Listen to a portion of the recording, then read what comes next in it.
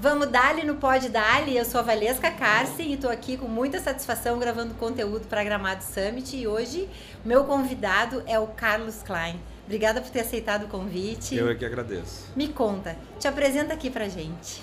Quem é você na fila do pão?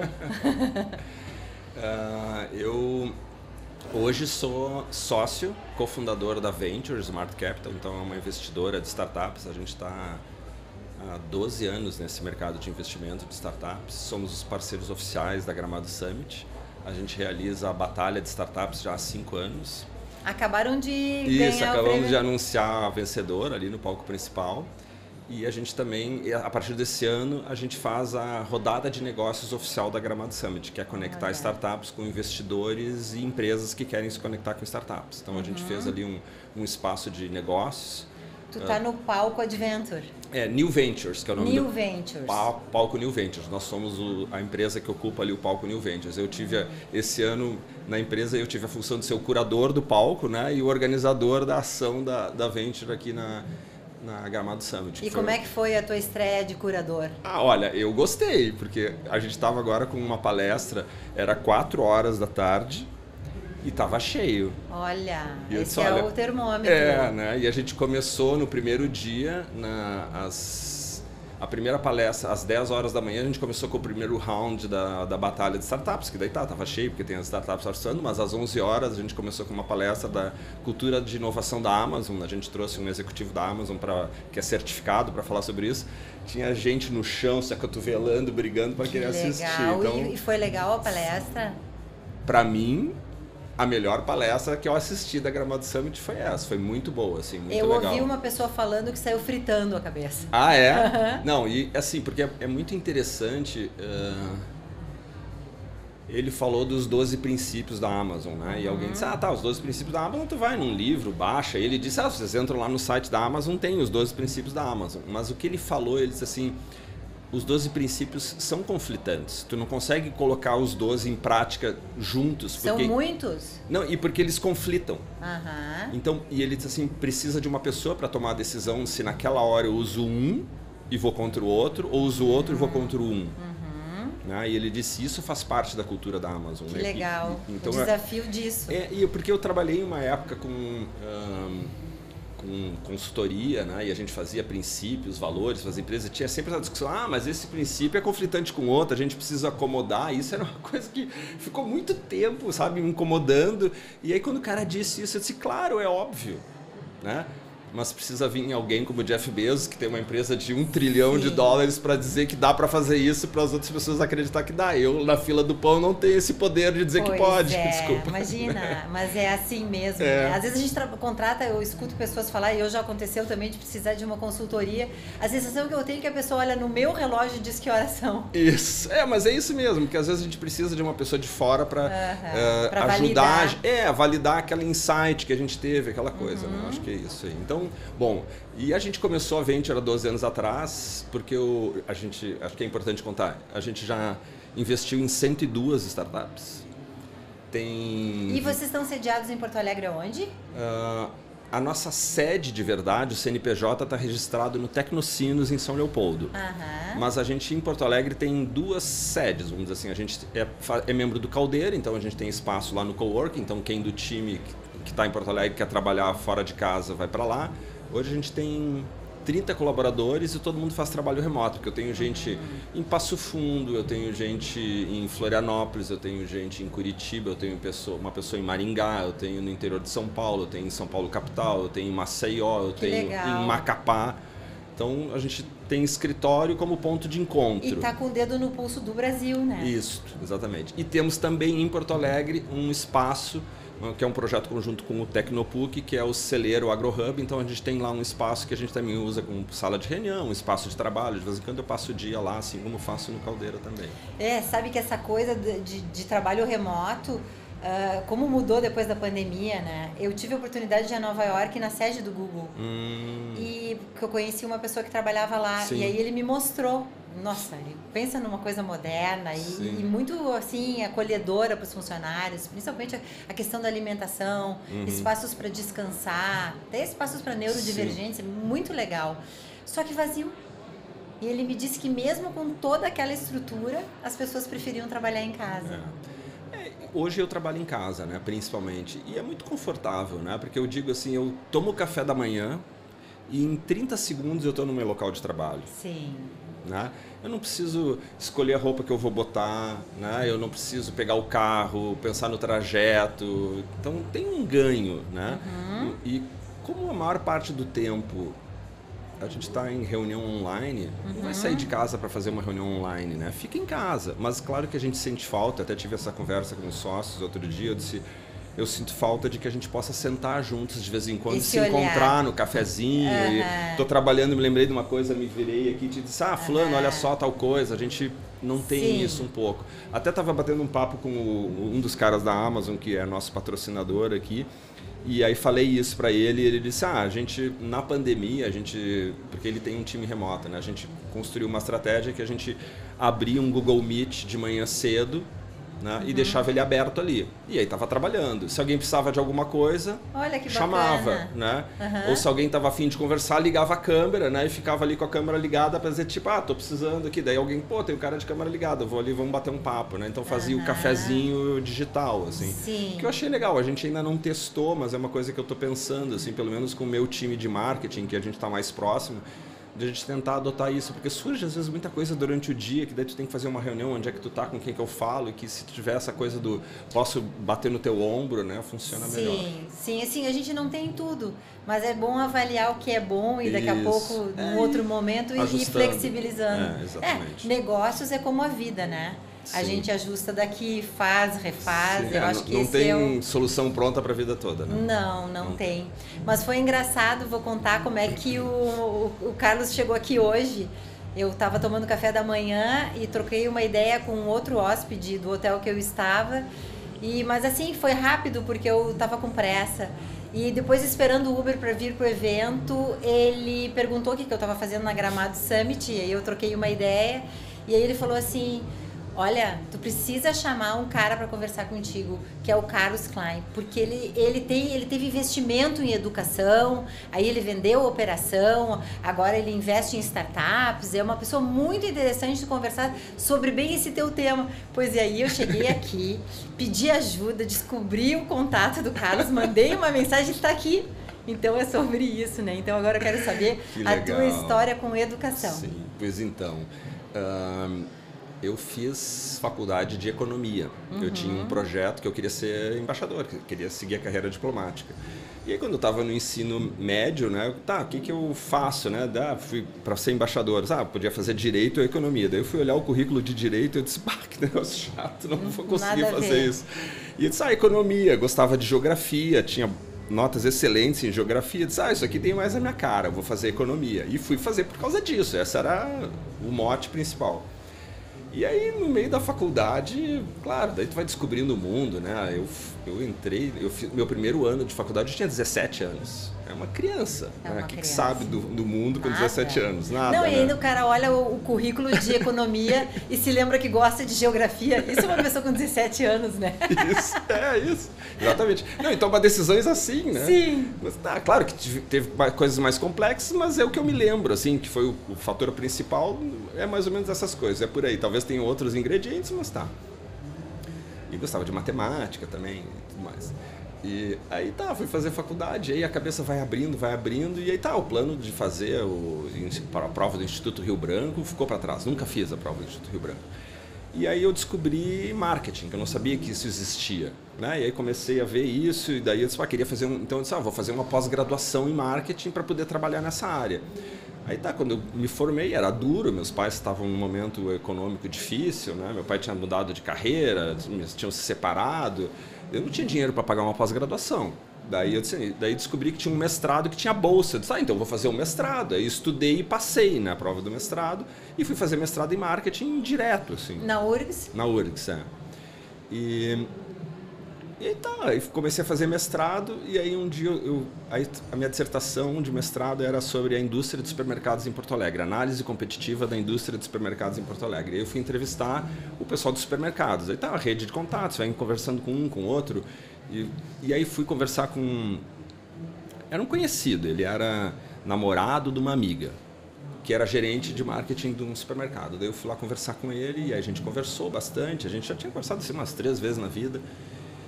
E aí ele disse... Não, já tinha conversado mais, mas a gente não tinha um contato profissional. E a gente, claro, tinha esse contato por causa do mestrado, né? Ele tinha feito prova no ano anterior. Eu também tinha feito a prova no ano anterior. Eu passei, mas eu não tinha me formado. Daí eu fiz a prova de novo e entrei no ano seguinte. Então a gente se conhecia por isso. Assim.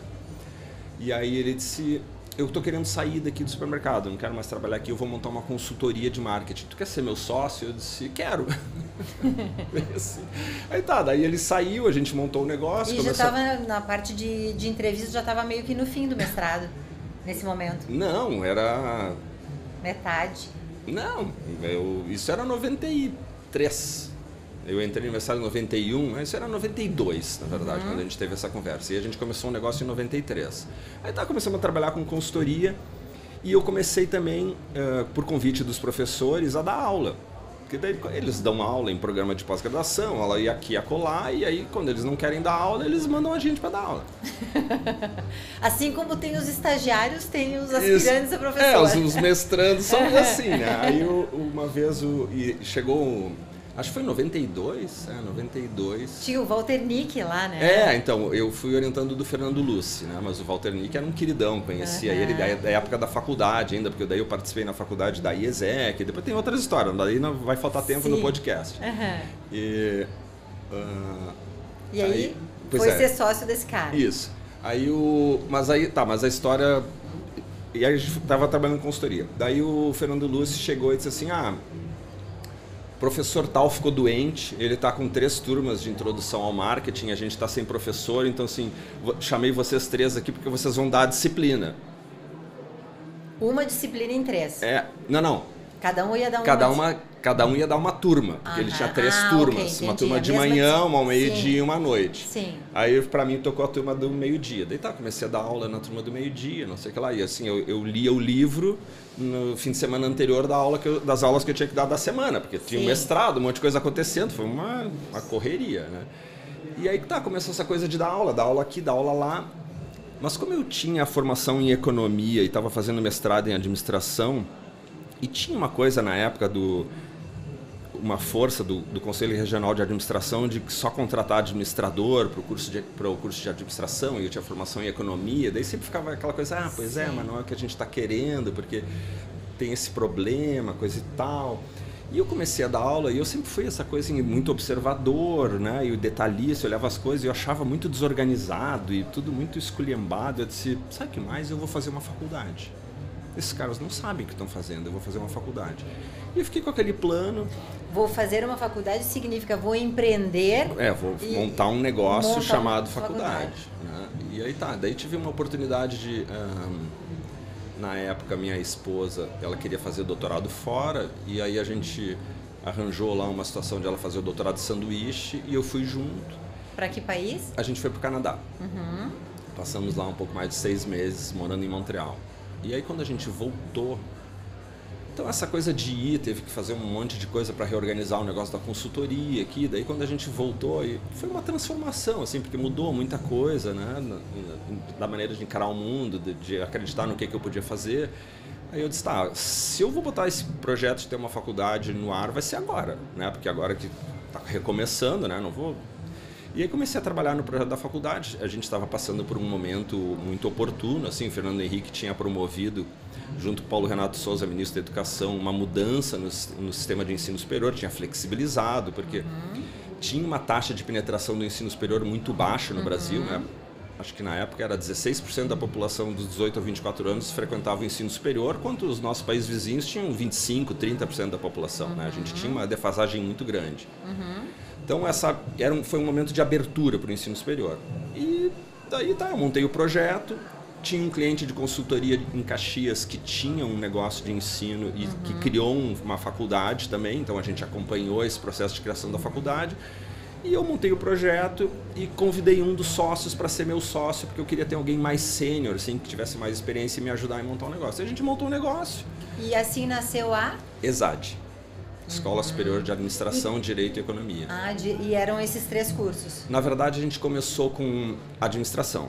Primeiro curso aprovado pelo MEC, porque quando tu começa uma faculdade, na época, tu tem toda a regulamentação. Tu tem que fazer a criação do curso, da instituição e mais um curso. Né? Tu começa sempre com um curso. Aí depois a gente criou o curso de Contabilidade e Direito. Né? Não estava no nome, mas era na área de negócios, né? Na verdade, as letras foi para poder fazer um nome sonoro que fosse bonito.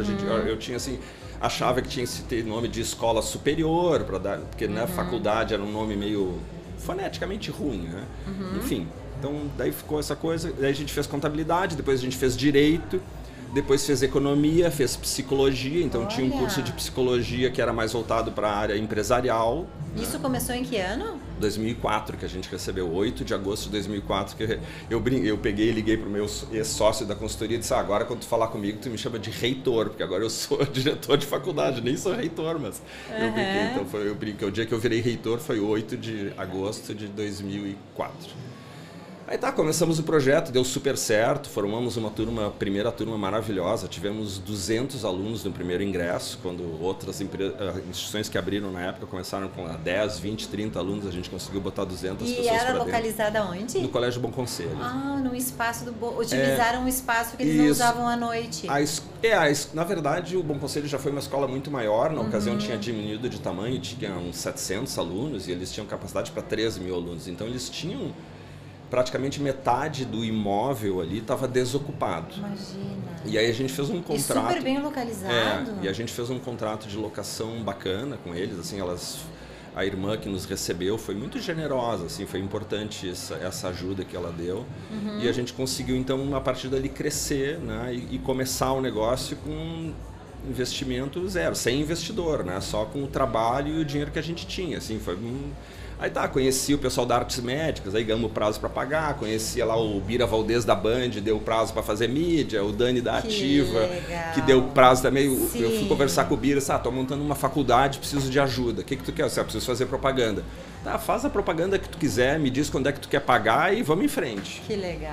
Então, essas coisas. E era uma causa muito nobre, né? Era uma causa nobre, sim. E a gente começou... E quando tu te desfizeste da ESAD, não ficou assim porque fica uma dor, eu não posso imaginar não ter a minha escola.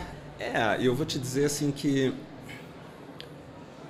a maior dor foi quando eu fui demitido. Como assim? Porque a gente vendeu o negócio em fases, né? Então, em 2008, a gente começou em 2004. Alguém comprou a operação. Em 2008, a gente fez... vamos lá. A gente eu construí o negócio e eu tinha muito claro que o ensino superior ia se consolidar. Ele era uma indústria muito fragmentada, porque eu fiz análise competitiva da indústria de supermercados. Então, eu tinha o framework que o Michael Porter criou para analisar indústrias, eu tinha ele na cabeça. Né? Eu tirei nota máxima no mestrado lá, né? Então, eu me aprofundei nisso. E eu, quando, obviamente, fiz análise do negócio da educação, isso aí veio naturalmente, né? Eu disse, cara, essa indústria vai se consolidar. Coisa boa estudar, né? Estudar é fantástico. Essa indústria vai se consolidar, né? A gente tem que estar preparado para essa consolidação. Então, a gente tinha um negócio redondinho e eu sabia que a gente tinha que fazer parte de uma rede para sobreviver. Se não fizesse parte de uma rede, o negócio ia ser muito difícil sobreviver como uma boutique em Porto Alegre. Não tinha como. O negócio era um negócio muito suscetível à escala, um monte de coisa. Daí então, quando apareceram algumas propostas, e aí veio o Laureate International Universities, né? Um negócio americano que tinha uma proposta muito bacana, que era criar a maior rede de escolas privadas no mundo, e chegou no momento a ser isso, porque manteve as marcas nos diversos países, nos diversos lugares, era para atender assim, o mercado intermediário, né? Não era um negócio top, mas também não era a Zanhanguera da vida que tinha na época. Então, um negócio muito bacana. E aí eu achei, faz todo sentido, vamos lá, a gente fez o negócio foi muito rápido, porque o negócio estava redondésimo, assim, né? Tava tudo em dia, os caras, a gente precisa montar uma sala para pegar os documentos. Em 2 dias eu montei a sala, os advogados vieram, eles normalmente levavam 1 mês para fazer uma diligência, e em 4 dias tinham feito toda a diligência do negócio. Okay. Não acharam nada, né? Fizemos o negócio, e daí eu virei executivo e sócio minoritário, porque eles compraram 30% do negócio. Aí compramos a Uniriter, Aí o pessoal me chamou em São Paulo, casualmente foi na véspera do meu aniversário, eu acho. Aí já tinha sido o terceiro presidente da Laureate no Brasil, porque daí trocou o cara, depois trocou o cara, daí esse cara me chamou em São Paulo e disse assim, nós vamos comprar a Uniriter e tu vai ser o reitor do negócio todo aí no Sul. Eu disse, pá, nunca tinha imaginado isso na minha vida, né? Aí chegou abril desse ano, isso foi janeiro, abril desse ano trocou o presidente de novo, né? Daí me chamaram em São Paulo e disseram, tu não vai ser mais o reitor da Uniriter, nós mudamos os planos, nós vamos contratar um executivo que vai vir para Porto Alegre, vai tocar as duas operações, tu vai ficar tocando a ESAD, o Flávio vai recém que tu estava se acostumando de ser o reitor. Não, eu nem cheguei a ser, né? Só tava com a ideia de ser, né? Mas tu vai ter um papel na Uniriter, coisa e tal. De fato, depois eu fui diretor de operações da Uniriter. Mas começou, aí a pessoa que veio, não sei, sabe? Poucas pessoas na vida eu não consegui estabelecer uma boa relação e essa pessoa foi uma delas. Assim, e aí tá, ele acabou me demitindo. Ele chegou em dezembro, foi um ano que eu tinha me separado também. Aí, sim, era muita coisa para dar conta. E aí chegou em junho, aconteceram lá umas coisas, até foi engraçado, a gente... o pessoal do marketing me ligou e disse assim, a gente... Não é legal gravar um podcast para fazer uma... Às vezes a gente não tem tempo fora na análise pessoal de fazer um mapa do que a gente vem fazendo, né? O pessoal do marketing me ligou assim, a gente comprou uma mídia na RBS e aí eles criaram lá umas coisas, eles querem... A gente precisa gravar um depoimento teu como fundador da ESAD, não sei o que lá. E eu disse, tá bom, tudo bem. Tá. E eu não tinha mais responsabilidade da área de marketing. Tinha uma outra pessoa que cuidava e reportava para esse CEO, né? Eu tô indo como tá, me chamaram, né? Eu vou lá. E aí, uns 2 dias antes de eu ir gravar esse negócio, fui sentar com o CEO, né? E disse para ele, amanhã, semana que vem, sei lá quando, eu vou gravar esse podcast. Esse vídeo, sei lá o que, era um áudio, eu acho. Porque era na rádio. Ele disse, porra, já te falei que tu não fala em nome da empresa. Quem fala em nome da empresa sou eu. Eu não aguento mais. Ele falou assim. Eu disse, cara, desculpa, mas a área de marketing, que reporta pra ti, me ligou. Me pedindo pra fazer isso. Eu achei que eles tinham combinado contigo, né? Olha, não, porque precisa ser o fundador, que não sei o que lá. O fundador sou eu vou falar, né? Mas, não aguento mais. Tá, ficou por isso. Aí, meia da semana. Sexta-feira, segunda-feira tu tem que estar lá em São Paulo, porque a gente tem uma reunião importante. Daí eu encontrei uns amigos na sexta-feira, estou indo segunda-feira para ser demitido. Chegava a ser engraçada a cena, né? Porque depois de tudo isso, né? E de fato fui. Daí cheguei lá na segunda-feira, sei lá que dia era, 11 de junho, uma coisa. Mais ou menos essa época do ano, 11 de junho, sei lá. Cheguei lá e fui demitido. Aí, putz. Então foi assim que terminou. E aí nessa hora, sim, me deu essa dor, né? Porque eu tinha imaginado um fim diferente. A gente tinha criado o negócio com Eu tinha tido uma experiência, nesse meio tempo eu fui diretor do Sebrae do Rio Grande do Sul e depois fiz o Empretec, fui facilitador do Empretec, que é um programa de formação de empreendedores. Eu sei, eu já fiz. Tu fez? Então. E eu conheci muito a metodologia do Empretec, trouxe 3 caras que eram facilitadores do Empretec para serem professores da faculdade. E a gente até fez um Empretec como uma formação complementar para o curso de administração. Pegamos uma semana das férias de julho e fizemos uma imersão com uma turma de 20 alunos. Como tinha uns amigos no Sebrae, a gente conseguiu fazer uma turma, fizemos um cambalacho lá e fizemos uma turma com o pessoal do Empretec, né? E foi muito interessante porque tinham professores que deram aula para eles no primeiro semestre e depois deram aula para os mesmos alunos no segundo semestre, depois do Empretec. E disseram assim, vieram conversar comigo assim, o que vocês fizeram com essa gente? São outras pessoas agora. O nível deles de prontidão, de maturidade, de compromisso é outro. E me diz uma coisa, Carlos, e nas startups, quando tu observa assim, essa gurizada que imagina, com toda a tua experiência, deve a gente sabe, né? Isso é o bom da maturidade, de que a gente olha e rapidinho a gente percebe. Sim. As coisas que ensinavam que no Empretec ainda são válidas? Totalmente. Ai, que legal. Totalmente. Eu tenho uma coisa assim, eu não vou te demitir, mas nós temos que terminar. Já terminou? Sim, não é muito rápido. Nossa, muito. Só para dizer assim, olha, então, a gente tinha essa coisa de empreendedorismo, né? Era um negócio muito significativo para mim.